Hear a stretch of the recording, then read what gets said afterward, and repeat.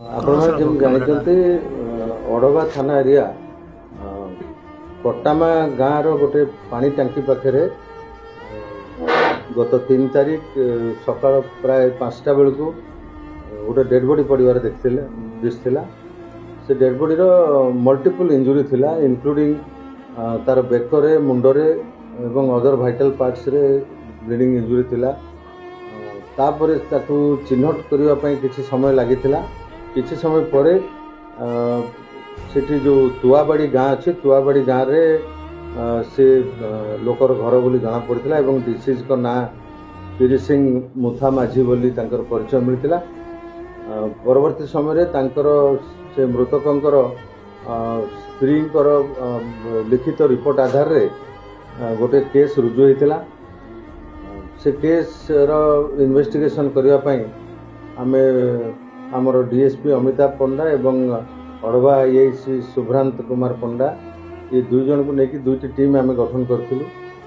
এই 2ଟି ଟିମ୍ ଯାଞ୍ଚ କରୁଥିବା ବେଳେ ଜାଣିବାକୁ ପାଇଥିଲେ ଯେ ପୂର୍ବ ଶତ୍ରୁତାକୁ କେନ୍ଦ୍ର କରି 4 ଜଣ ମୁଦଲା ସେ ମୃତକଙ୍କୁ ପୂର୍ବ ରାତିରେ ଗୋଟେ ମିଟିଂକୁ ଡାକିଥିଲେ। ସେ ମିଟିଂରୁ ସେ ଫେରିବା ରାସ୍ତାରେ ଏମାନେ ଜଗି ରହିଥିଲେ ଏବଂ ତାଙ୍କୁ ମରଣାତ୍ମକ ଆକ୍ରମଣ କରିଥିଲେ।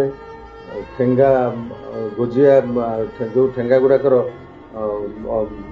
ଅଗ୍ରଭାଗକୁ ସେମାନେ ଗୋଜିଆ ଭାବରେ ତିଆରି କରିଥିଲେ ଅସ୍ତ୍ର ଭାବରେ ବ୍ୟବହାର କରିବା ପାଇଁ ଏବଂ ସେଇ ପଏଣ୍ଟେଡ୍ ଯେଉଁ ରହିଲା ଉଡେନ୍ ବ୍ୟାଟେନ୍ ଗୁଡ଼ାକ ସେଇଥିରେ ସେମାନେ ତାଙ୍କୁ ଆକ୍ରମଣ କରିଥିଲେ ଏବଂ ପଥରରେ ମଧ୍ୟ ତାଙ୍କୁ ଛେଚିଥିଲେ। ଘଟଣାସ୍ଥଳରେ ତାଙ୍କର ମୃତ୍ୟୁ ହୋଇଯାଇଥିଲା। ଘଟଣାସ୍ଥଳ ଠାରୁ ପ୍ରାୟ ପାଖାପାଖି 1 କିଲୋମିଟର ରାସ୍ତା ସେମାନେ ଅତି ନୃଶଂସ ଭାବରେ ବାଇକ୍ରେ ବାନ୍ଧିକିରି ତାଙ୍କୁ ରାସ୍ତାରେ ଘୋଷାରି ସେ ଡେଡ୍ ବଡିକୁ ଆଣିଥିଲେ ଏବଂ କଟାମା ଗାଁର ପାଣି ଟାଙ୍କି ପାଖରେ ପକାଇ ଦେଇଥିଲେ। ତଦନ୍ତ ପରେ ଆମେ ଆଜି 4 ଜଣ ଆସାମୀକୁ ଗିରଫ କରିଛୁ। ସେ ଆସାମୀମାନେ ହେଉଛନ୍ତି ସୁରେଶ ମାଝୀ, ସାମସନ୍ ମଲ୍ଲିକ, ଏମାନେ ଦାହୁ ଗାଁର, ବ୍ରାହ୍ମଣୀ ଗାଁ କନ୍ଧମାଳ ଜିଲ୍ଲାର ଦାହୁ ଗାଁର, ସେଇଭଳି ମନୋଜ ମାଝୀ ଏବଂ ବିଶ୍ୱରଞ୍ଜନ ଉଥାନା ସିଂ ଏମାନେ ଅଡ଼ବା ଥାନା ଏରିଆର ବାଜିଗୁଡ଼ି ଓ ତୁଆବାଡ଼ି ଗାଁର ଲୋକ 2 ଜଣ। ଏଥିରେ ଆମେ ଜାଣିବାକୁ ପାଇଲୁ ତାଙ୍କର କିଛି ବର୍ଷ ତଳେ ଯେଉଁ ଆମର ସୁରେଶ ମୁଥା ମାଝୀ ରହିଲେ ଆସାମୀ, ସୁରେଶ ମାଝୀଙ୍କର ବଡ଼ ଭାଇ ଯିଏକି ପୂର୍ବରୁ ନକ୍ସଲ ଥିଲେ, ସେ ଗୋଟିଏ AK-47 ସହିତ ଜଣକୁ ଆକ୍ରମଣ କରୁଥିବା ସମୟରେ, ଗୁଳି ମାରୁଥିବା ସମୟରେ ତାଙ୍କୁ ଗିରଫ କରାଯାଇଥିଲା 2021 ମସିହାରେ। ସେ କୋର୍ଟ ଚାଲାଣ ହୋଇଥିଲେ ଏବଂ ଅଦ୍ୟାବଧି ସେ ତାଙ୍କର କେସ୍ର ବିଚାରାଧୀନ ରହିଛି ଏବଂ ସେ ଜୁଡ଼ିସିଆଲ କଷ୍ଟଡିରେ ଅଛନ୍ତି। ତାଙ୍କର ସେ କେସ୍ର ଏଇ ଯେଉଁ ମୃତକ ଯେ ପିରି ସିଂ ମୁଥା ମାଝୀ, ସେ ଜଣେ ପ୍ରମୁଖ ସାକ୍ଷୀ ଥିଲେ, ଆଇ ୱିଟନେସ୍ ଥିଲେ। ତାଙ୍କର ବୟାନ ଦେବାର ଥିଲା, କୋର୍ଟରେ ଡେଟ୍ ଥିଲା ଏଇ 6 ତାରିଖ ଦିନ, ଆଉ ମାନେ ଆସନ୍ତାକାଲି ତାଙ୍କର ସାକ୍ଷ୍ୟ ଦେବାର ଥିଲା। ତେଣୁ ତାଙ୍କୁ ସେଠୁ ନିବୃତ୍ତ କରିବା ପାଇଁ ଏଇଭଳି ଏକ ଘଟଣା ସେମାନେ ଘଟାଇଛନ୍ତି। ଏଥିପାଇଁ ସେ ଗାଁରେ ବହୁତ ଆଲୋଡ଼ନ ସୃଷ୍ଟି ହୋଇଥିଲା। ଲୋକମାନେ ସେମାନଙ୍କର ଭାବାବେଗ ପ୍ରକାଶ କରିଥିଲେ ଏବଂ ଖୁବ୍ ଶୀଘ୍ର ଆସାମୀକୁ ଗିରଫ ହେବ ବୋଲି ଆମେ ପ୍ରତିଶ୍ରୁତି ଦେଇଥିଲୁ।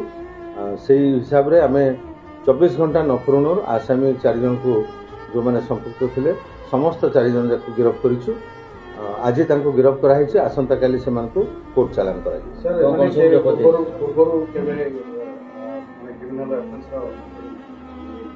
ସେ ବାବଦରେ ତଦନ୍ତ ଚାଲିଛି। ଏମାନଙ୍କର କ୍ୟାରେକ୍ଟର ଆଣ୍ଟିସିଡେଣ୍ଟ ଆମେ ଭେରିଫାଏ କରୁଛୁ।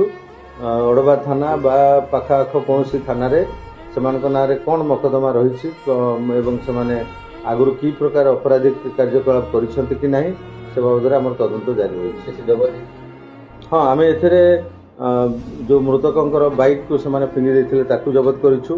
ତାଙ୍କର ମୋବାଇଲ ଫୋନ୍ ସହିତ ଆସାମୀ 4 ଜଣଙ୍କର ମୋବାଇଲ ଫୋନ୍ ମଧ୍ୟ ଜବତ ହୋଇଛି। ଏହା ବ୍ୟତୀତ ତିନୋଟି ଯେଉଁ ଠେଙ୍ଗା ଯେଉଁଟା ତାର ଅଗ୍ରଭାଗକୁ ଗୋଜିଆ କରାହେଇଛି, ପଏଣ୍ଟେଡ୍ କରାହେଇଛି, ଯେଉଁଥିରେ ଆକ୍ରମଣ କରାହେଇଥିଲା ଏବଂ ଯେଉଁ ପଥର ତାକୁ ଛେଚିଥିଲେ ସେଥିରେ ଯଥେଷ୍ଟ ପ୍ରାମାଣିକ ତଥ୍ୟ ଅଛି, ଫିଜିକାଲ ଏଭିଡେନ୍ସ ରହିଛି, ସେଥିରେ ବ୍ଲଡ୍ ଷ୍ଟେନ୍ ଅଛି ମୃତକଙ୍କର। ତାକୁ ଆସାମୀମାନଙ୍କର କହିବା ମୁତାବକ ଦେଖେଇବାରେ ଆମେ ତାକୁ ଜବତ କରିଛୁ। ବାକି ଘଟଣାସ୍ଥଳରେ ସାଇଣ୍ଟିଫିକ୍ ଟିମ୍ ଭିଜିଟ୍ କରିଥିଲେ, ପୁଲିସ ଡଗ୍କୁ ମଧ୍ୟ ୟୁଟିଲାଇଜ୍ କରାଯାଇଥିଲା। ଏସବୁ ବ୍ୟବହାରିକ ଯେଉଁ ବ୍ୟବସ୍ଥା ରହିଛି ତାକୁ ଆମେ କାର୍ଯ୍ୟରେ ଲଗେଇଥିଲୁ ଏବଂ ଯାହା ଏଭିଡେନ୍ସ ମିଳିଛି ସଫିସିଏଣ୍ଟ ଏଭିଡେନ୍ସ ଅଛି। ଆସନ୍ତାକାଲି ଆମେ ତାଙ୍କୁ ଫଲୋ କରିବୁ। ଦୀର୍ଘ ଦିନ ହେଲା କେଉଁ ଜାଗାରେ କେଉଁମାନେ